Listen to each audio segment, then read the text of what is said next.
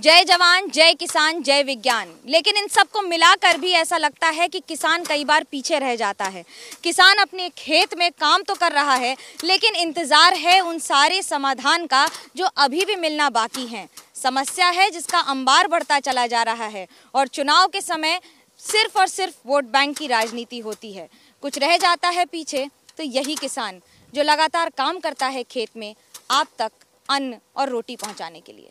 पहली समस्या तो पानी की सिंचाई की, दूसरी समस्या खाद की और तीसरी समस्या हम धान पैदा कर लिए तो अब इसको क्रय करने की। हमको भाव नहीं मिलता, व्यापारी लेते हैं औने पौने दाम में खरीदेंगे और ले जाकर के उसको फिर क्रय केंद्रों पर सरकारी, जहाँ भ्रष्टाचार का आलम मचा हुआ है, भ्रष्टाचार मचा हुआ है, वहाँ पूरे एमएसपी के रेट पर पेमेंट पाएंगे। इस किसान को जो प्रोडक्शन करता है उसको नहीं मिल पाता। सबसे बड़ी समस्या ये है। जी मैम, मेरी समस्या ये है कि जब हम लोग फसल का उत्पादन कर लेते हैं तो सबसे बड़ी समस्या इसको बेचने की है। इसका सही मूल्य नहीं मिल पाता है, सरकार क्रय केंद्रों पर अच्छे से खरीद नहीं पाती, इसलिए हमें मजबूरन बिचौलियों को बेचना पड़ता है जिसका मुझे मूल्य सही नहीं मिल पाता है। दूसरी चीज़ कि इस समय डीजल, पेट्रोल और सबसे बड़ा ज़रूरत है, किसान डीजल खरीदता है पंपिंग सेट चलाने के लिए, ट्रैक्टर चलाने के लिए इतना महंगा हो गया कि उसको खरीद नहीं पा रहा है, और अगर खरीद भी पा रहा है तो अपने फसलों से चौगुने दामों पर खरीद रहा है, जिससे कि वो अपने ढंग से खेती सुचारू रूप से नहीं कर पा रहा है मैडम। और बाकी समस्या सबसे दिन पर दिन ये बढ़ती जा रही है कि महंगाई अपने आप बढ़ता जा रहा है, इतना बढ़ता जा रहा है कि किसान अपनी फसल बेचने के लिए मतलब किसी भी दाम पे मजबूर है, क्योंकि उसके आगे बहुत चुनौती है, बीज है, दवा है और उसके साथ साथ उसके परिवार का खर्च है, बच्चों की पढ़ाई लिखाई है, इसलिए वो अपनी समस्या में उलझा हुआ है मैम। ये किसानों की सबसे बड़ी समस्या है। सबसे बड़ी समस्या यही है कि जो किसान अपना प्रोडक्शन करता है, प्रोडक्शन का जो उचित दाम मिलना चाहिए वो उचित दाम नहीं मिलता है। क्यों नहीं मिलता है?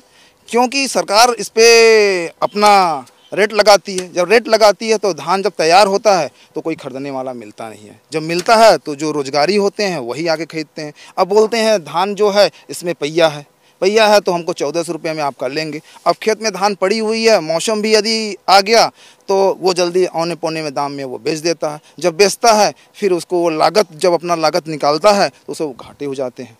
जब घाटे होते हैं फिर वही किसान अपना या तो वो मरने पर तैयार हो जाता है, जैसे कि वो किसान क्रेडिट कार्ड पे अपना लोन लिया है, उसको भरने में परेशान हो जाता है, नहीं मिल पाता तो आत्महत्या कर लेता है। तो किसानों की समस्या को सरकार को ध्यान में रखते हुए अपनी जो मिनिमम जो सपोर्ट प्राइस रखी है उसको आप कानून में लाकर निर्धारित कर दें तो किसान अपना प्रोग्रेस कर सके। हम किसान लोगों का यही मानना है, उद्देश्य है कि हमारा एक आयोग हो, किसान आयोग हो, जिससे किसान अपनी बात सरकार तक पहुंचा सके, रख सके और उसको मनवा सके। यही हमारे किसान का यही उद्देश्य है, यही मांग है। किसानों की मेन समस्या जो है छुट्टा और आवारा पशुओं से है। नीलगाय का आतंक इतना ज़्यादा है यहाँ पर कि अरहर की फसल और सरसों की फसल बर्बाद हो रही है। इसी कारण से सरसों का तेल महंगा हो रहा है। जो है किसानों का जो है मेन समस्या यह है। दूसरा कि बिजली का बिल जो है बहुत ज़्यादा सरकार बढ़ा रही है, उसको भी सरकार थोड़ा कम करे तो किसानों को थोड़ा राहत मिले। डीजल पर सब्सिडी थोड़ा दे। किसान क्रेडिट कार्ड हम लोग बनवाने जाते हैं बैंक में तो बैंक वाले काफ़ी चक्कर लगवाते हैं हम लोगों से, कमीशन के चक्कर में या जो भी कारण हो। और तीसरी एक बात है कि किसान क्रेडिट कार्ड पर ज़बरदस्ती फसल बीमा ले लेते हैं। जब मिलता नहीं है लाभ हम लोगों को उसका, फसल बीमा का, फसल नुकसान हो जाती है, दावा कंप्लेन करते हैं लेकिन मिलता नहीं है कुछ।